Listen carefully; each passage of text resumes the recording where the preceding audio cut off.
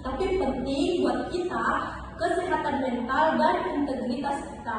Nah, kita bicara soal korupsi nih teman-teman, tapi kita mau lihat dari pandangan teman-teman perawat sekalian.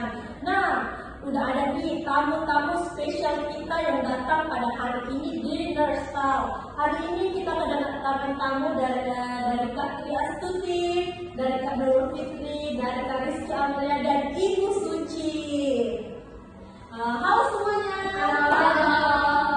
Oke, Kak Nurul Fitri sebagai perawat yang paling muda di sini, bisa dibilang sebagai perawat gengsi ya. Dengan kata korupsi nih Kak Nurul Fitri, apa sih pertama kali yang muncul di pikiran atau di benaknya Kak Nurul Fitri?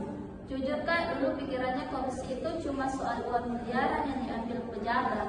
Tapi pas masuk praktik, ternyata korupsi itu luas ya Kak. Kayak titip absen atau mengurangi waktu observasi pasien itu termasuk gak sih?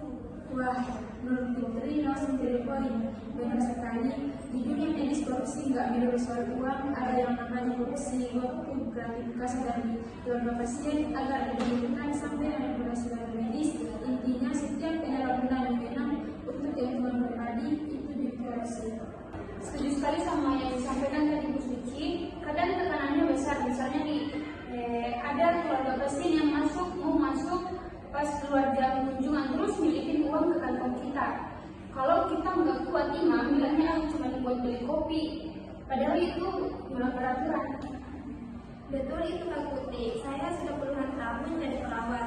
Tantangannya paling berat itu kebiasaan. Dulu ada istilah uang terima kasih, tapi kita harus edukasi masyarakat bahwa merawat itu kewajiban kita sebagai perawat.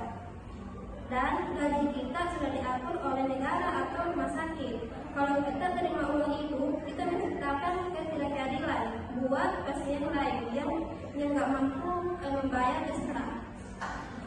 Oke, kalian sebagai perawat nih, apa sih efeknya kalau perawat itu mulai main korupsi kecil-kecilan? Dimulai dari Kak Rizky, kan? Oke, baik. Kualitas asuhan keperawatan pasti menurun kalau perawat korupsi waktu yang seharusnya observasi tiap 1 jam jadi 3 jam sekali. Keselamatan pasien taruhannya. Malpraktik itu seringkali akannya jadi tidak kejujuran. Serem ya, berarti kejujuran laporan keperawatan itu krusial banget ya. Sangat. Integritas nadinya berawat sekali kita mendokumentasi, kita merusak sistem pengobatan dokter dan membahayakan nyawa. Nah, last question nih, gimana caranya kalian sebagai perawat tetap bersih di sistem yang mungkin belum sempurna? Oke, kalau menurut saya, mulai dari berani bilang tidak. Terus kalau ada lihat teman yang melanggar, jangan diamkan. Karena sekarang kita sudah punya sistem whistleblowing. Pendidikan anti korupsi harus masuk ke kurikulum sejak mahasiswa seperti Fitri.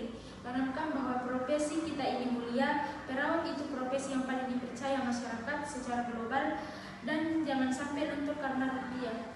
Dan ingat, berkah itu datang dari cara